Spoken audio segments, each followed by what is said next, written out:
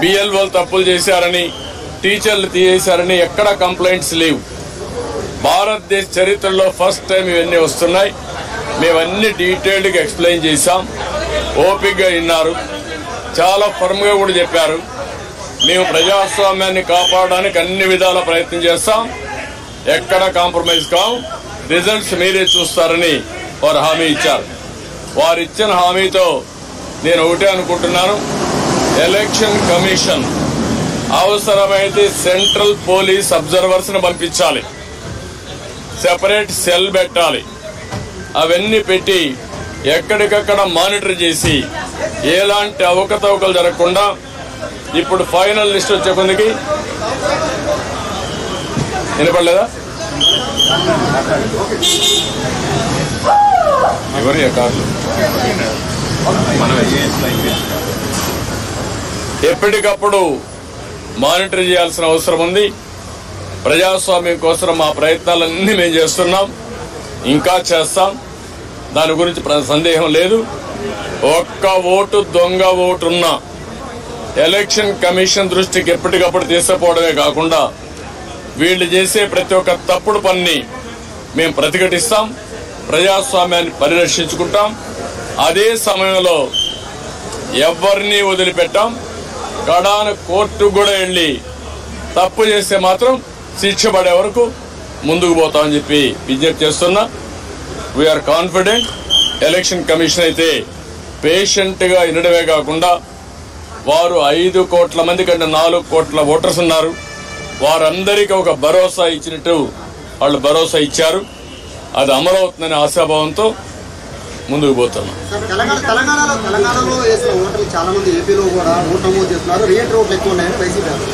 నేనేమంటానంటే మీరు ఇన్న ఆరోపణ చేయండి, వాడు ఓటేసినప్పుడు వాళ్ళకి నోటీస్ ఇచ్చి పర్ఫెక్ట్ గా చేయాలి తప్ప మీరెవరు డిలీట్ చేయడానికి?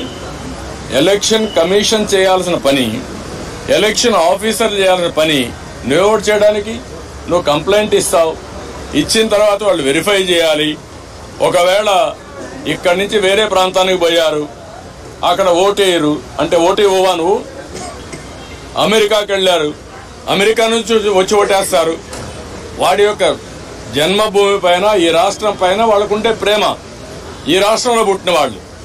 అంతేగాని నువ్వు కర్ణాటకకు పోయావు, నువ్వు ఓటేయడానికి వీల్లేదు, నువ్వు ఉపాధి కల్పిస్తే ఇక్కడే ఉంటారు, అవకాశాలు కల్పిస్తే ఇక్కడే ఉండేవాళ్ళు. ఎందుకు పోయారు? అవకాశాలు లేకుండా పోయారు. అలాంటి వాళ్ళకి మేము ఓటు ఇవ్వమంటే కరెక్ట్ కాదు. అది వెరిఫై చేసుకోవాలి. అక్కడ వేయకుండా ఇక్కడ వేస్తే ఎలాంటి తప్పులు.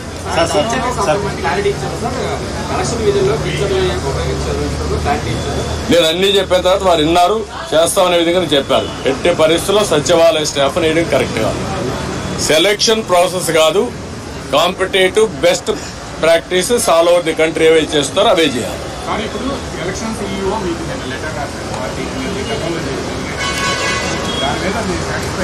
లేదు, దాని మీద కూడా మేము చెప్పాం, నిన్నే పంపించారు, మేము వెరిఫై చేసుకున్నా, మళ్ళా మీ దృష్టికి తీసుకొస్తామని చెప్పాం.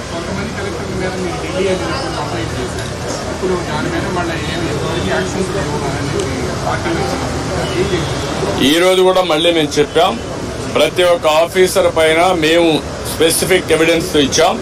దానిపైన లాజికల్ గా యాక్షన్ తీసుకోవాలి, క్రిమినల్ ప్రాసిక్యూషన్ కూడా చేయాలి. సార్, ఇది తిరుపతి ఎంపీ ఎలక్షన్ నుంచి, బై ఎలక్షన్ నుంచే ఇది స్టార్ట్ అయింది సార్, ఫోకస్ అయింది. కానీ 2 years అయినా అవి కూడా ఇచ్చాం. మరి తిరుపతి బై ఎలక్షన్ లో జరిగింది, గ్రాడ్యుయేట్స్ కాన్స్టిట్యున్సీ ఎలక్షన్ లో జరిగింది, 2019 జరిగాయి. జరిగిన తర్వాత మీరు యాక్షన్ తీసుకోలేదు కాబట్టి వీళ్ళు ఏమీ కాదని ధైర్యంతో ఉన్నారు. నేను ఈ విషయం కూడా అది చెప్పింది, ఎలక్షన్ కమిషన్ అనేది ప్రాసిక్యూట్ చేయడానికి కూడా మీకు అధికారం ఉంది. ఇమ్మీడియట్ గా మీరు అవన్నీ చేస్తే భయపడతారు.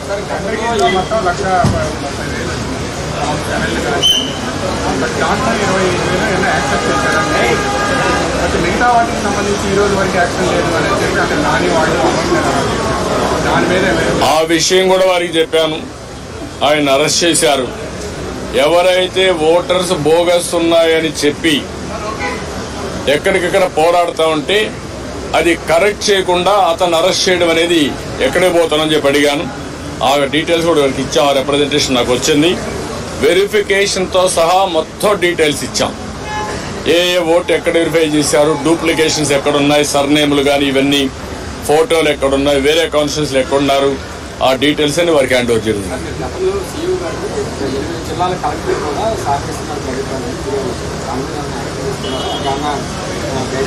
వారు చెప్పింది ఏంటంటే మేము ఇంతవరకు కొన్ని యాక్షన్స్ తీసుకున్నాం, మళ్ళీ మీకు కమ్యూనికేట్ చేశాం, మళ్ళీ మీకు ఏదైనా గ్రీవెన్స్ ఉంటే మేము చెప్పాం, మళ్ళీ ఎప్పుడెప్పుడు చెప్తామంటే నిన్నే ఇచ్చారు కాబట్టి మీరు చూసి చెప్పన్నారు, డెఫినెట్గా మళ్ళా కంప్లైంట్ చేస్తాను. నేను ఒకటే చెప్పాను, ఆల్ ఆఫీసర్స్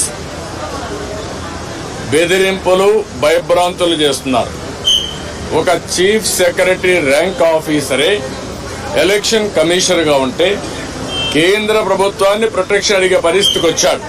అదే ఎగ్జాంపుల్ వారికి చెప్పాను.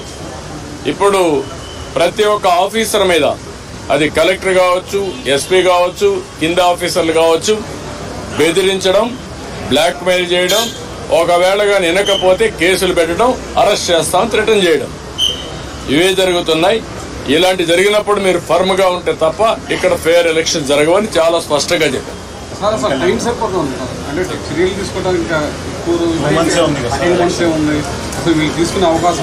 అంటే మీరు ఒకటి గుర్తుపెట్టుకోవాలి, ఎలక్షన్లు 2 నెలలే ఉంది, ఎలక్షన్ ప్రాసెస్ స్టార్ట్ అయిపోయింది.